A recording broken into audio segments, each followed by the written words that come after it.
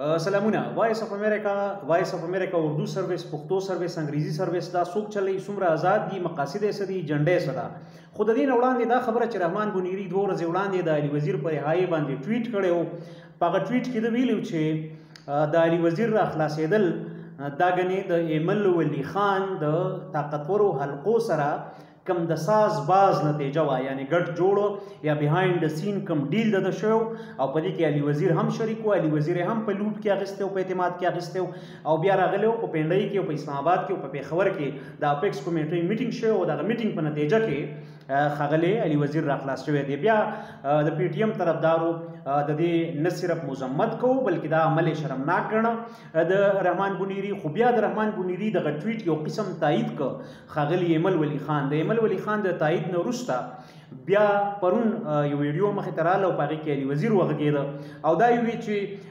د میلمه په حیث که څوک راغلی نو ما ویلکم کړی دی، خو که ماته د چا پتون والا خبر راوړله نو ما ورته سوري کړي. دا ما ورته وی چې دې خبرې نه ما وساتئ. دا ټول عمل ډېر افسوسناک شوی دی. که ستاسو خیال یې ډایورژن راغلی دی، لوی تضاد راغلی دی. پېښور کې یو کامیاب قامي پاڅون وشو. د هغه قامي پاڅون نه وروسته د پښتونستان په دې چکرو کې او په دې پاپولیسټ نارو کې ډېر په بخښنې سره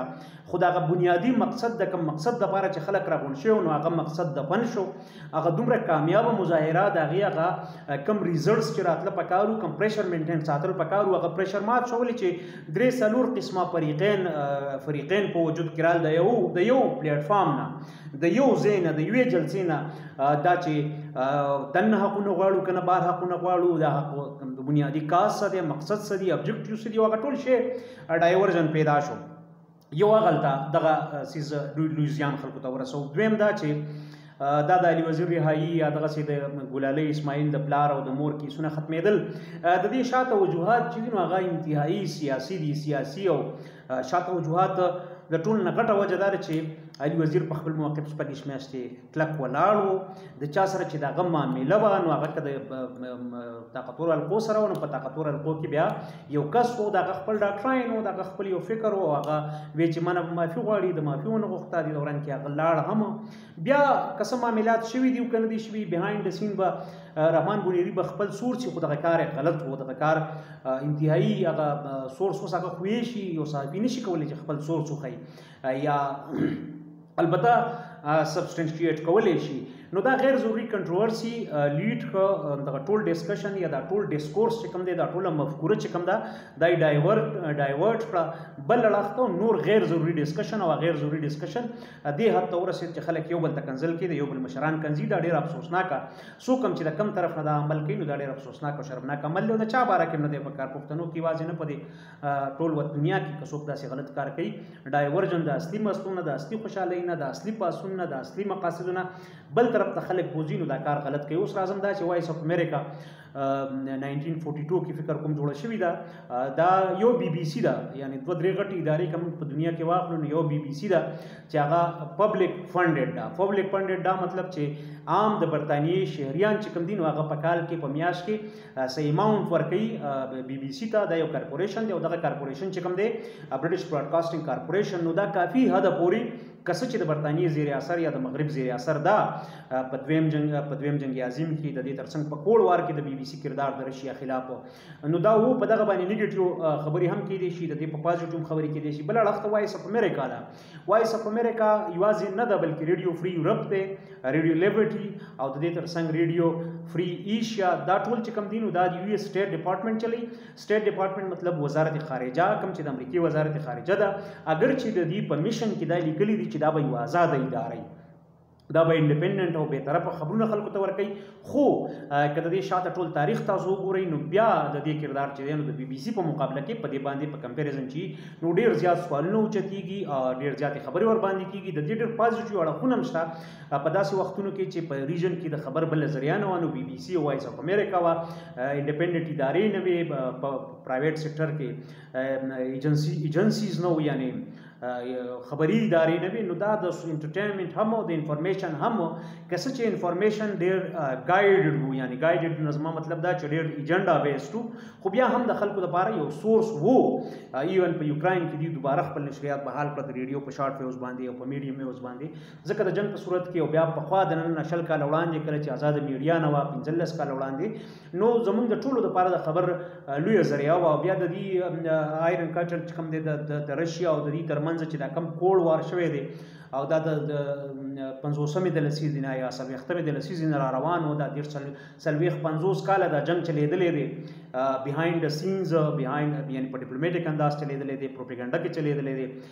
فنډینګ شوی دی یو بل باندې ثقافتي د یو بل مخې ته ثقافتي اثرات د انساني ازادیانو خبرې بل طرف ته د مساواتو خبرې بل طرف ته د مزدور طبقاتي نو دا د کپټالیزم او د کمیونیزم ترمنځ یا موږ وایو چې د مغربي قوتونو د رشیا ترمنځ چې کوم کوړ وار شوی دی نو پاغي کې دا یو انسټرومنټل کردار او د وایس اف امریکا او دا سټیټ ډپارټمنټ د بجټ ورکوي نو بیا دا ویل چې وزارت خارجه له فدرل فاینانس ډپارټمنټ بجټ ورکوي او هغه بیا د مقاصد لپاره د مختلف مقاصد لپاره د مختلف ادارې چې د غدري سلور د ما یاد کړی ریډیو فری یورپ ازادي ریډیو لیبرټي او ریډیو فری ایشیا چې زیات تر د منډرین طرف اړخته دي چاینا اړخته په دغه جبو کې ویتناميز او دا کورین جبو کې نشریات کوي او ریډیو فری ایشیا مخکې د اردو کې هم خو بیا اردو کې ختم شوی نو د دې ته د سټیټ ډپارټمنټ نه د وزارت خارجه نه فنډینګ کیږي اوس ته وزارت خارجه کردار چې کم دی نو دا په خپل حق کې بیانیه تیارولي په خپل حق کې په خپل مفاداتو کې بیانیه تیارولي نو ځکه نو چې سره جاب کول غني هغه خلک په انټیګریټي سوال دی ظاهر ده چې څوک په بي بي سي سره کار کوي څوک وایس اف جرمني سره کار کوي څوک په نیویارک ټایمز سره کار کوي خو د وایس اف امریکا متعلق دا ګومان کول چې دا د نیویارک ټایمز یا د واشنگټن پوسټ غوندي یا د وال سټریټ جرنل غوندي یا د فورن پالیسی میگزین غوندي انډیپندنٹ اداره ده نو دا غلطه خبره ده د سټیټ ډپارټمنټ انسټرومنټ یو ټول دی چې د خپل مفادات لپاره استعمالوي نو دغه مفادات کې دي شکل بیا زموږ مفادات هم راځي د سي مفادات چې هغه د ټول انسانيت شریکي یعنی کار کوي هغه غین انکار نه کیږي خو وایس اف امریکا او زه رحمان بونیر تم په اشاره په ویلوګ کې په دې خبرو کې اشاره نه کوم چې غني هغه وایس اف امریکا از ا هول چې کله خبره کیږي نو دا به مونږ منو چې دا سټیټ ډپارټمنټ یا یو اس جی ام دا یو اداره ده هغه دا فند کوي دا غیر بینر لاندې او دغه یو خپل اکټ 1942 نه دی په سلويخ 15 جبو کې نشریات کوي ډیجیټل کنټینټ سو زیات دي په خاري ریډیو بیا ټلویزیون او دغه سي په پارسي کې په دری کې په اردو کې په هندۍ کې د دنیا سلويخ 15 جبې چې نو ښکارا خبره ده چې په دې کې به ډېری جبې راځي بیا د دې نه دغه چاینیز دغه کمی جبې چې د کورین او ویتناميز او دا بیا انډونیزیان دغه بیا بل یا ریډیو فری ایشیا دغه بیا کور کوي او دغه سي د دې د مشال ریډیو دغه سي د دې د ازادي ریډیو فردا یو بل اداره ده هغه هم نو فارسی کې د ایران د پاره ډېر ابجیکټیو قسم ډېر مقاصد تی د وړاندې نه ایجنډې سټ وی نو داسې قسم نشریات کوي خود د دې کلم دا مطلب نه چې دغه صحافیان غني په دې جرم کې شریکي صحافیان خپل ملازمت کوي خو ایجنډا خو سټ وی او دا د مونږ ته یاد چې کله مونږ ریاکټ کوو نو ریاکټ کول دومره زیات نه دی پکار ځکه وایس اف امریکا ته یا وایس اف ریډیو فری یورپ یا بل مغربي اداره دومره ازادي نه دي څنګه چې د نیویارک ټایم دی څنګه چې په بي بي سي د ایون بي بي سي چې کافي حد پورې بایسډ خو بیا هم د وایس اف امریکا په مقابله کې او د وایس اف جرمني په مقابله کې هغه انتهایی یعنی ډېر زیات آزاد ده یا ډېر زیات ان بایسډ ایز کمپیر ټو وایس اف امریکا یعنی بایسډ خدا خو ان بایسډ ایز کمپیر ټو وایس اف امریکا یا وایس اف جرمني او وټ ایور چې څومره دي سټیټ سپانسرډ براډکاسټرز دی په یو نوم په بل نوم باندې نو هغه خو بیا ډیر زیات ایجنډې هغه سیټ کړی دي هغه خپل ایجنډو سره رواني هغه خپل یو نیشنل ګولز دی او هغه نیشنل ګولز هر سړی ظاهر خبره د انټیریور منسټري مچو کوي په ډیپلوماسي مچو کوي په سټیټ ډپارټمنټ مچو کوي یعنی په وزارت خارجه څو کوم چیز یعنی یو ملک دی ریاست دی نو هغه د حق لري چې انفلوئنس کی کلچرلی لینګویج حساب سره صحیح حساب سره چغواړي جایز ناجایز طریقې استعمالي په سیاست کې ریاست د مفادات لپاره دغه یو جداګانه یعنی دغه یو فلسفي د لیول به چې پکار دي که پکار نه دي سي غلطي انسټرومنټ استعمالول پکار دي کنه دي پکار خبره ده خبره نه دا بیا یو ډیر زیات جدا بیل بحث دی یا د اصولي طور څنګه پکار دي، اصولي طور انسان ته پیغامات رسول یا ډیپلوماسي څنګه پکار ده، پکې کې دروغ پکار دي کنه دي، پکې کې ایجنډا سیټ کول پکار دي کنه دي پکار. نو دغه اصولي خبرې یو اړخ دي، خو حقیقت دا دی چې هر سټیټ د خپل مفادات لپاره چې څومره انسټرومنټس او څومره ټولز په لاس راځي نو هغه کاروي او ګڼلی شي چې دا حق دی. ایون وسلم خلک کاروي. نو اوور ایئرز انسانیت لاس 12,000 معلوم تاریخ کې دغه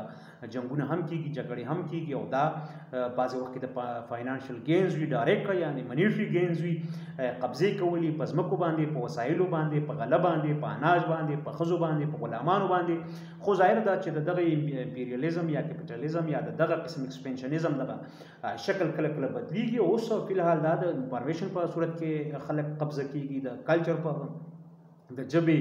او دغه سیمون دا ټول ټیکنالوژي په شکل کې خلک ایکسپینشن کوي لګیا دی. او بیا هم د دې الټیمیټ گینز چې دي نو هغه منیټري دي او فاینانشل دي. یعنی څوک انګریزي ژبه یادوي نو ډیفنیټلی هغوی ته فایده کېږي ون وی یا ادر وی، یعنی په یوه طریقه په بله طریقه یا د هغوی ایجنډې مونږ اخلو. او زمونږ په حق کې بېشکه چې ښي زمونږ دپاره به هم ښي ډېر څیزونه، خو لکه مونږ که ګاډي چلو نو د دې مطلب دا دی چې دا زمونږ په فایده کې هم دي، خو دا جاپان او دغه د ګاړو د جوړولو انډسټري هم په حق کې ده. نو ځینې خبرې بیا کامنلی یعنی ډېر ښه وي، خو ځینې خبرې به د هغوی خالص د هغوی په مفاد وکړي. نو بیا دا نظر کې ساتل پکار دي چې دومره ریاکټ کول په دې انداز او دومره عقیده ساتل او بیا پې ځان تقسیمول نو دا یو نامناسبه عمل دی. ما غوښته چې دغه شاته د دې شاته چې دا څوک چلی دا درته در وړاندې کړم او در سره پرې خبرې وکړم. یو څو تاسو واورېدې، ملګرو سره هم که شریک کړئ نو مننه به وي. کورم ودان.